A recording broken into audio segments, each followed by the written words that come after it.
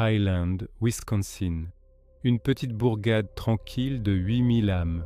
L'hiver a recouvert la ville d'un manteau blanc. Il est 10h45 ce matin-là. Dans cette apparente quiétude, un drame épouvantable est en train de se jouer. Des détonations brisent le silence. Une adolescente de 15 ans vient de s'emparer d'un fusil. Elle a tiré à plusieurs reprises sur son beau-père. Puis elle a planté une lame dans le corps de sa mère. Encore et encore. Avant de s'enfuir, elle enferme ses 3 petites sœurs dans une chambre. Qu'est-ce qui a bien pu pousser cette jeune fille à un tel acte? Les 3 fillettes parviennent à se libérer. Elles alertent immédiatement la police. Un avis de recherche est diffusé sur toutes les fréquences radio.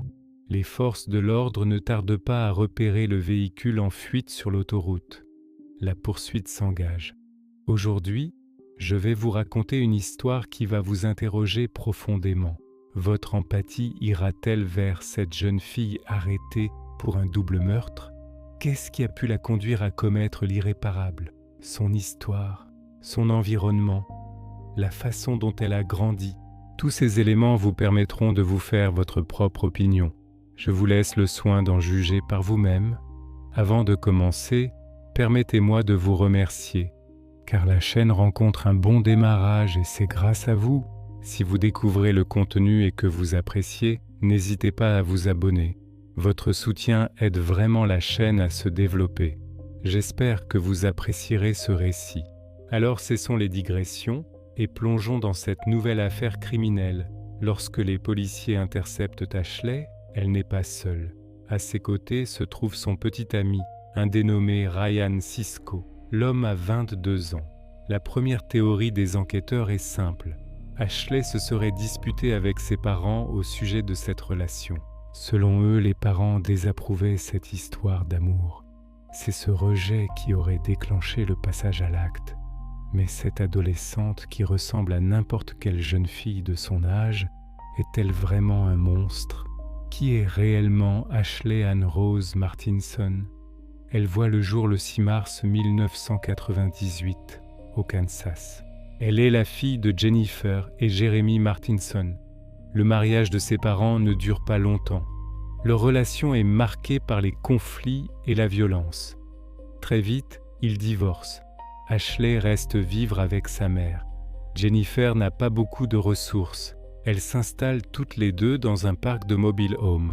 Le lieu se situe près d'une usine de traitement des déchets à Iola, Kansas. En 2005, Ashley a 7 ans. Jennifer propose à l'un de ses anciens petits amis de venir habiter avec elle. Cet homme a tout perdu lors de l'ouragan Katrina. Sa maison, tous ses biens. Il s'appelle Jerry Arabi. Jerry vit avec Jennifer et Ashley pendant 2 années. Jennifer est heureuse de ne plus être seule. Mais cette relation est toxique, particulièrement pour la petite Ashley. Jerry a de sérieux problèmes avec l'alcool. Il est sujet à des accès de violence incontrôlables. Ces problèmes s'aggravent lorsqu'il consomme des substances illicites. Selon les témoignages recueillis, Jerry va jusqu'à torturer et tuer des animaux devant l'enfant. La police intervient à plusieurs reprises au domicile. Jerry est placé en détention à de multiples occasions, mais à chaque fois, Jennifer lui ouvre à nouveau sa porte. D'après Ashley, ce sont des amis de sa mère, un couple nommé Luann et son mari, qui finissent par convaincre Jennifer. Ils la persuadent de sortir de ce cycle infernal, de porter plainte contre Jerry. Grâce à leur intervention, Jennifer parvient à rompre ce cercle vicieux. Ashley et elle trouvent refuge chez Luann, le temps que Jennifer se remette sur pied et retrouve les moyens de se reloger. Finalement, Jennifer décroche un bon emploi. Elle peut louer une jolie maison avec sa fille à Iola, Kansas. À ce stade, la vie semble enfin leur sourire. Mais Jennifer a un problème. Elle ne supporte pas la solitude. Elle ne peut rester célibataire très longtemps. Elle commence donc à faire des rencontres sur Internet. C'est ainsi qu'elle fait la connaissance de Thomas Ayers. Thomas est un homme célibataire. Il a déjà été marié 2 fois auparavant. Il a des enfants de ses 2 précédentes unions. Quand il rencontre Jennifer en ligne, il vit à Bottineau, dans le Dakota du Nord. Autant dire que c'est loin, très loin du Kansas. Il a la garde de ses 3 plus jeunes enfants. Après 7 mois de relation à distance sur Internet, Jennifer décide qu'il est temps. Le moment est venu pour Ashley de rencontrer Thomas. C'est pendant les vacances de printemps que les 2 femmes font le voyage jusqu'au Dakota du Nord. 2 mois après ces vacances, Jennifer prend une décision radicale. Elle met sa maison en vente et fait ses valises. Elle emmène sa fille avec elle pour s'installer dans le Dakota du Nord, auprès de Thomas. Au début, tout semble merveilleux, tout le monde paraît heureux, mais il ne faudra pas longtemps avant que Thomas ne révèle sa vraie nature. Au bout d'1 an et demi, Thomas a réussi à isoler complètement Jennifer et Ashley. Elles n'ont plus aucun contact avec les personnes qu'elles connaissaient. Les propres enfants de Thomas n'ont pas le droit de recevoir des amis à la maison. Puis Thomas commence à se montrer violent envers Jennifer et ses 3 filles. Pour Ashley, Thomas utilise d'autres méthodes, plus perverses. Il la détruit mentalement. Cela implique des actes terrifiants, comme battre sa mère sous ses yeux ou frapper ses demi-sœurs. C'est sa manière de punir Ashley à chaque fois qu'elle transgresse ses règles. Il sera révélé plus tard que Thomas Ayers, ce soi-disant gentleman, possède un casier judiciaire bien fourni. Son dossier remonte à 1998. Il a notamment été accusé de violences conjugales, d'agression, d'enlèvement. Autant dire que ce n'est pas un homme fréquentable. Thomas a été particulièrement violent envers sa précédente épouse, Angela Collier. Ce qui est étonnant, c'est qu'avec un tel passé, il a tout de même obtenu la garde de ses 3 enfants. Le plus incroyable, c'est qu'au lieu de chercher de l'aide pour se protéger et protéger les enfants, Jennifer l'épouse. Lorsqu'Ashley comprend que sa mère s'enfonce dans cette relation toxique, au lieu de les protéger, elle prend une décision. Elle décide d'aller vivre avec son père biologique, Jérémy, de retour au Kansas.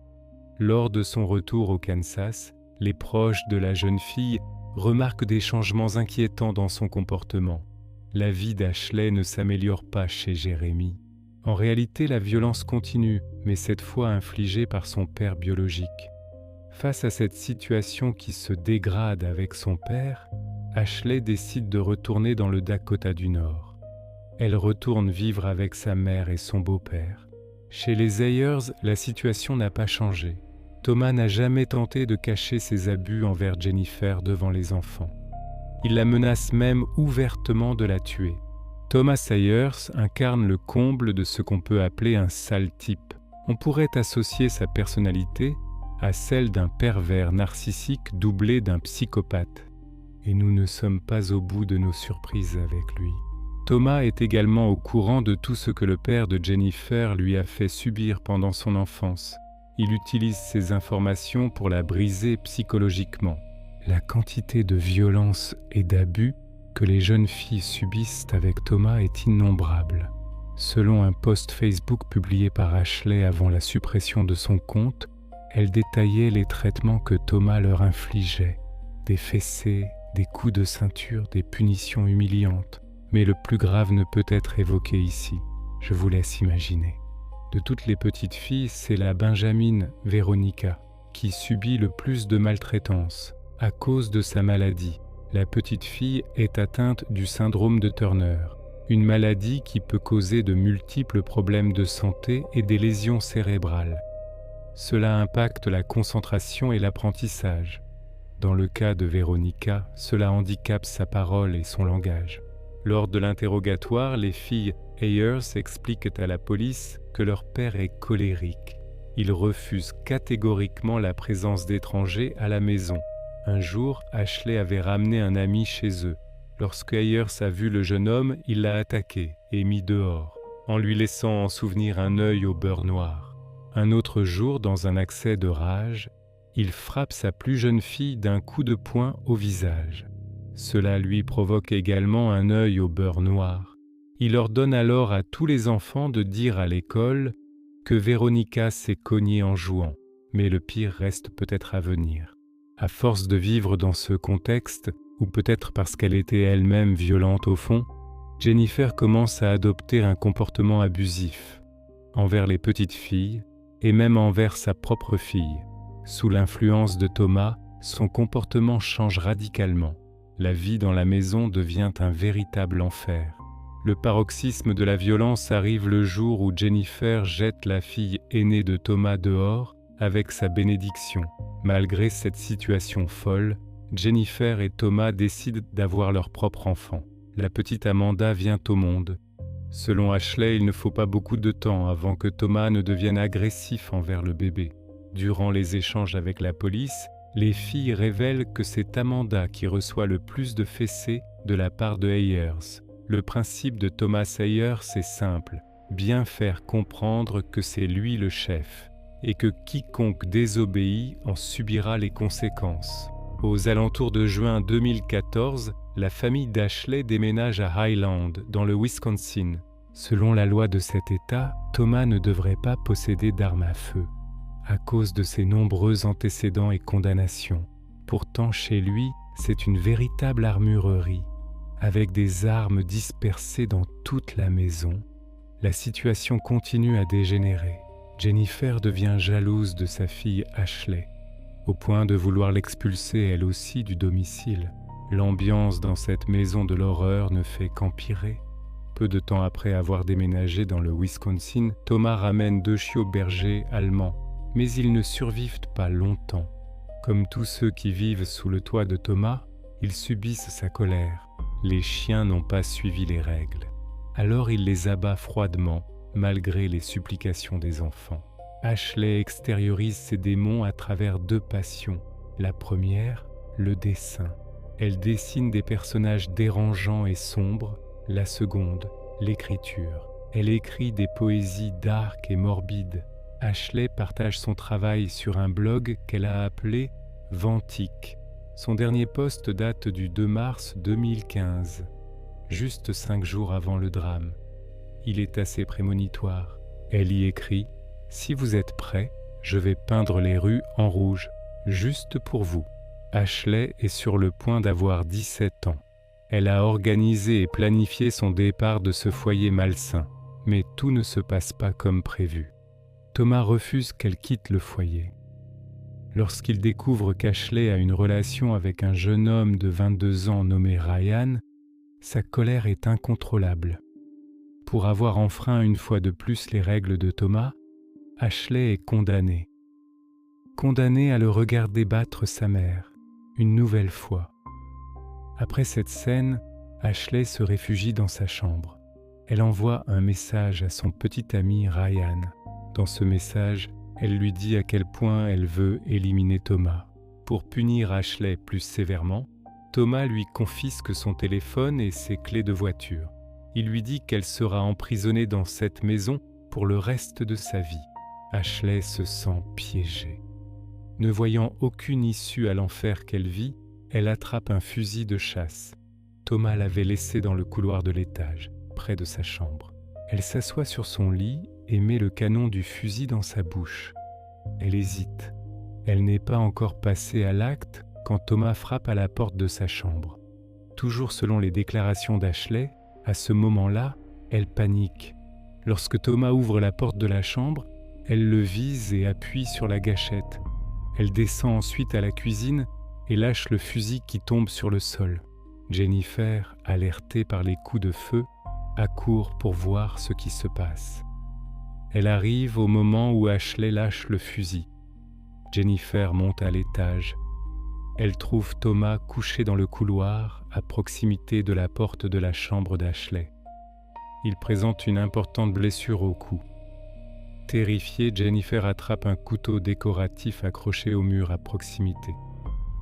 Ashley essaye bien d'expliquer à sa mère ce qui vient de se passer.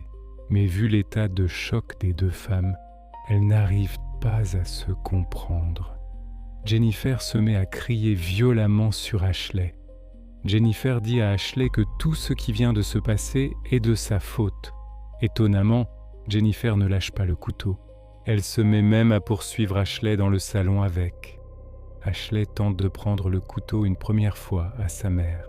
C'est à ce moment qu'elle lui entaille le bras pour la première fois. La seconde tentative est la bonne pour Ashley. Elle se saisit du couteau et se met à poignarder sa mère.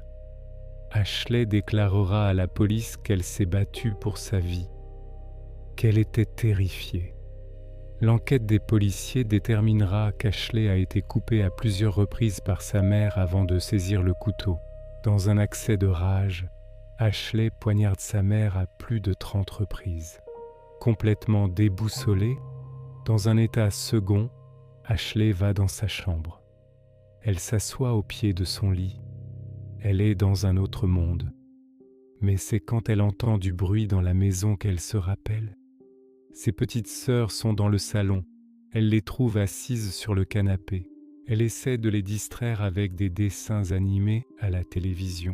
Pendant ce temps, elle monte se doucher pour se débarrasser du sang sur sa peau. Elle change également ses vêtements tachés de sang.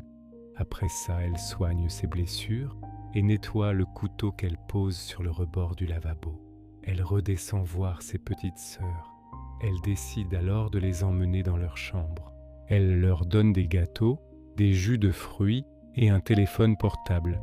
Elle bloque ensuite la porte de la chambre pour qu'elles ne sortent pas, pour qu'elles ne voient pas les corps de leurs parents sur le sol. Dans l'urgence de quitter le domicile et d'organiser sa fuite, elle se rend à l'endroit le plus proche et le plus sûr auquel elle pense, chez son ami du lycée, Jonathan Rasmussen, qui vit juste en bas de la rue. Là-bas, son petit ami Ryan les rejoint. De là, ils prennent la décision de se rendre au Tennessee, État d'où est originaire Ryan. Ils retournent alors chez Ashley pour récupérer le véhicule de Thomas et partir avec.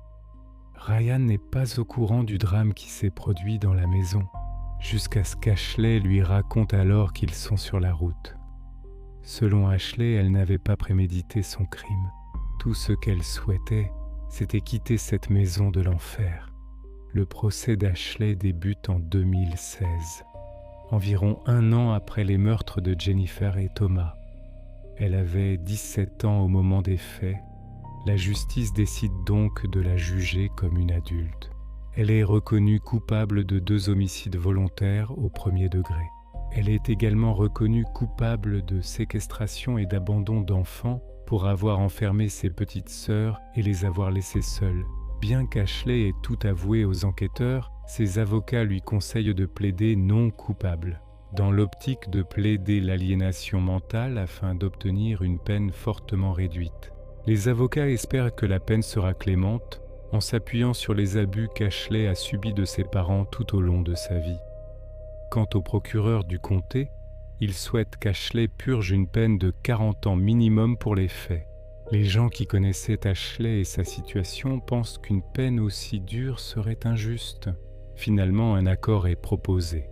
Cet accord la condamne à purger 23 ans de prison. Elle accepte et plaide coupable. Selon le juge, à aucun moment Ashley n'a eu à faire le choix de tuer ses parents, sa vie n'ayant pas été en danger. Même si Ashley a subi de nombreux abus, cela ne justifiait pas son acte pour le juge. Il appuie sa décision en précisant que la Cour ne peut laisser penser aux citoyens que l'homicide, même provoqué par une situation d'abus, peut être toléré. Ashley est donc emprisonnée dans l'institution correctionnelle de Taycheedah, dans le Wisconsin, une prison de sécurité maximum pour femmes afin d'y purger sa peine. En juin 2017, l'avocat d'Ashley tente de faire réduire cette peine. Il met en avant que le jour des crimes, elle n'était pas en capacité de prendre une décision rationnelle au vu de son contexte familial, mais le juge rejette la requête.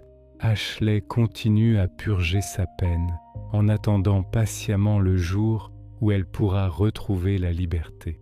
Quant aux 3 petites sœurs d'Ashley, elles ont été placées en famille d'accueil le 8 mars 2015, le jour du drame. Pensez-vous réellement que la condamnation d'Ashley est en cohérence avec son histoire? Pour information, l'État du Wisconsin a recensé 44 000 cas d'abus faits sur des enfants en 2020.